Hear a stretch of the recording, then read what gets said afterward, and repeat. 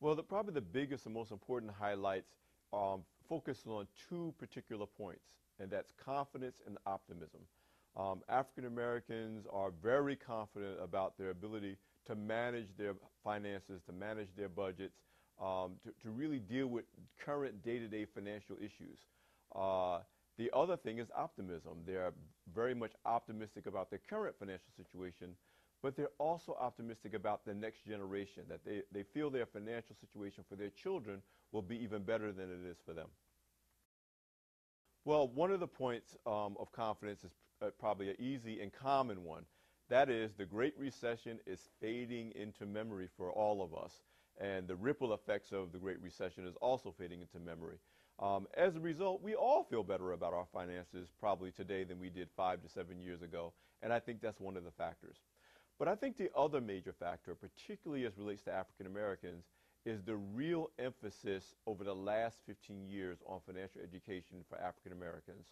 Of course, Black Enterprise, my organization, has been a big part of that, but there are many, many others in the community, authors, bloggers, as well as community leaders, and even faith leaders who have made financial education a priority among African Americans. And I think we're starting to see the fruit of that labor, particularly among millennials.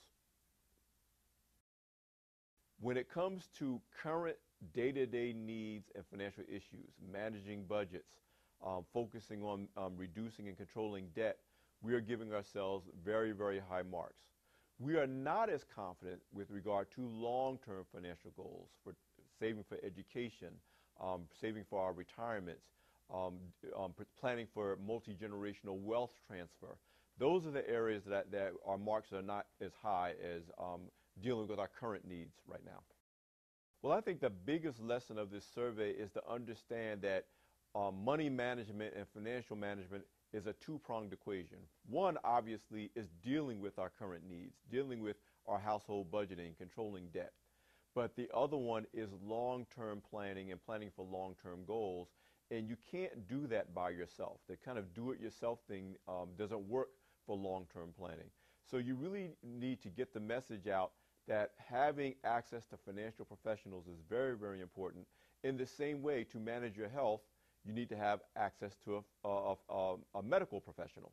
So we need to get African Americans to really look at having a financial advisor for their family in the same way they look at having a physician for their family. And that is really the first big step to really coming up with a plan to reach those long-term goals.